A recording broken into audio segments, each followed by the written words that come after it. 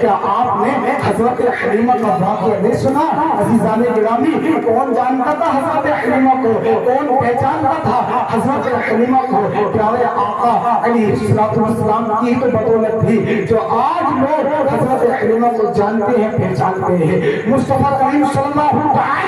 علیہ وسلم کا مبارک بچپن شروع ہوتا ہے، حضرت حلیمہ کے بھاگ جاتے ہیں۔ عزیزان ملت اسلامیہ، توجہ کے ساتھ سنیں، ذہن کو قریب کرنے کی کوشش کیجیے۔ حضرت حلیمہ فرماتی ہے میں اس قدر کمزور تھی، میں اتنا کمزور تھی کہ بستی کے اندر سب سے زیادہ کمزور میں ہی تھی، میں بھی کمزور تھی، میرے جانور بھی کمزور تھے، میرے جو بچے تھے وہ بھی کمزور تھے۔ جب مکہ شریف میں قافلے والوں کے ساتھ مکہ شریف گئی تو قافلے والے آگے نکل گئے تھے اور میرا جو جانور تھا وہ پیچھے رہ گیا تھا، اس لیے کہ میری جو سواری تھی وہ کمزور تھی۔ مجھ سے قافلے والے کہتے تھے اے حلیمہ کیسا جانور لے کر آئی ہو، بڑا کمزور جانور ہے۔ میرے بھائیوں، قافلے والے آگے پہنچ گئے اور مکہ میں جانے کے بعد جتنے بھی امیر لوگ تھے سب کے بچے لیے پرورش کرنے کے لیے اس وقت یہ ہوتا تھا کہ جس کے ہاتھ جتنا امیر بچہ لگ جاتا تھا تو اس کو اتنے ہی موٹے پیسے ملا کرتے تھے،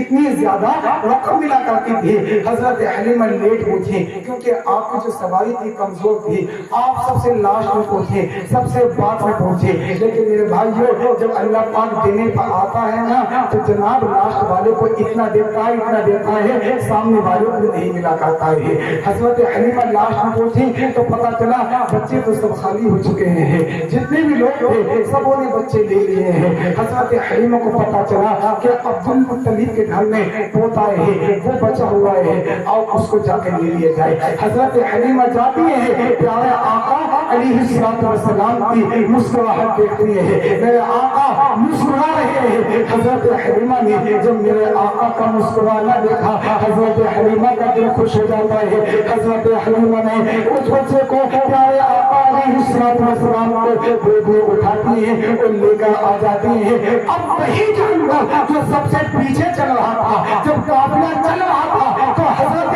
حلیمہ کی سواری پیچھے چل رہی تھی، جب مکہ شریف سے قافلہ آ رہا ہے تو حضرت حلیمہ کی سواری آگے چل رہی ہے، آگے چل رہی ہے۔ قافلے والے کہتے ہیں اے حلیمہ کیا جانور ریپلیس کر دیا ہے، کیا جانور تبدیل کر دیا ہے، سواری چینجنگ تو نہیں کر دیے ہے؟ جب ہمارے ساتھ جا رہی تھی تو جانور اس قدر کمزور تھا، پیچھے جا رہی تھی، پیچھے رہ چکی تھی، لیکن اب تمہاری سواری سب سے آگے چل رہی ہے۔ معاملہ کیا ہے عزیزان ملت اسلامیہ؟ حضرت حلیمہ خاموش رہتی ہے، دل میں مسکرا رہی تھی۔ اب حضرت حلیمہ پیارے آقا علیہ السلام کو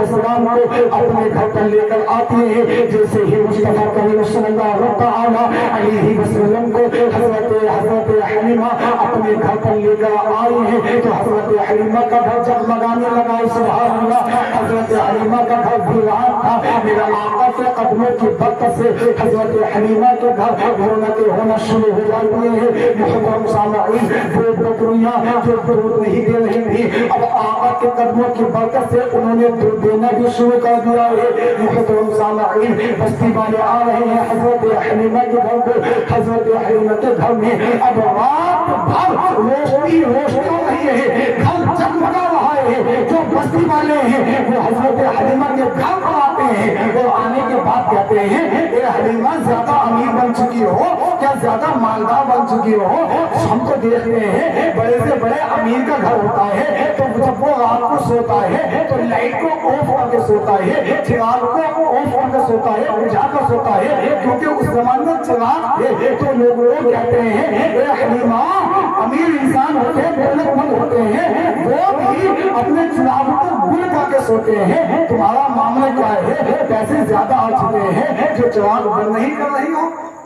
تو حضرت حلیمہ نے کہا ایسا کچھ نہیں ہے کہ میرے گھر کے اندر یہ جو مبارک بچہ آیا ہے اس کے چہرے میں اتنی نورانیت ہے، اس کے چہرے کی برکت سے میرا گھر جگمگاتا رہتا ہے، میرے گھر سے نور چمکتا رہتا ہے۔ عزیزان ملت اسلامیہ، کہنے والے نے کہا یہ کہتی تھی گھر میں جا کر حلیمہ، یہ کہتی تھی گھر میں جا کر حلیمہ میرے گھر میں خیر برا گئے ہیں یہ کہتی تھی گھر گھر میں جا کر حلیمہ میرے گھر میں خیر لوگ برا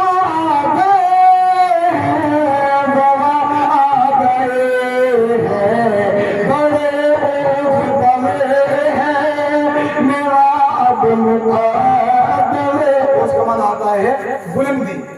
کیا آتا ہے بلندی بڑے اوج بڑے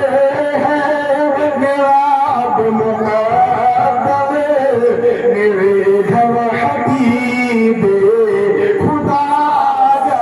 گئے ہیں تو عزیزان ملت اسلامیہ کہنے کا مقصد یہ ہے کہ حضرت حلیمہ نے پیارے آقا علیہ السلام کی خدمت کی اپنا تعلق مصطفیٰ کریم صلی اللہ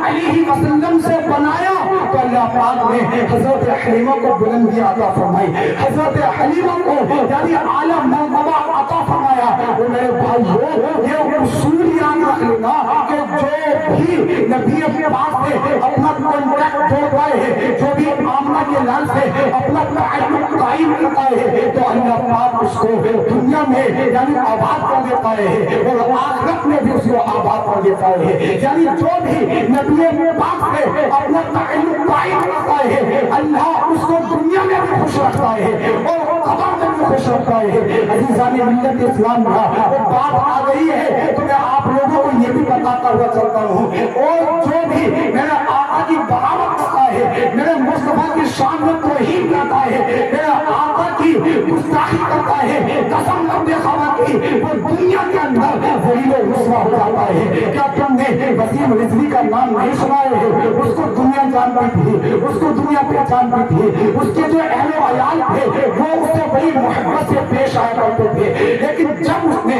نبی کی شان میں گستاخی کی ہے تو جناب دنیا کا وہ بدبخت انسان بن چکا ہے اس کے اپنوں نے بھی اس کو چھوڑ دیا ہے اور یہ اتہاس ہے یہ تاریخ ہے جو بھی پیغمبر اسلام کی شان میں بھوکتا ہے جو بھی مدینے والے آقا کی شان میں گستاخی کرتا ہے وہ دنیا کے اندر ذلیل و رسوا ہو جایا کرتا ہے آپ تاریخ کو اٹھائیں تو پتہ چل جائے گا اس لیے میرے عزیزوں پیارے آقا علیہ السلام سے سچی محبت کرو اور یہ بھی اصول ہے جو آمنہ کے لال سے محبت کرتا ہے اللہ تعالیٰ کو بتانا اس کا نام دنیا میں بھی روشن کر دیتا ہے اور قبر میں بھی اس کا نام کو روشن کر دیتا ہے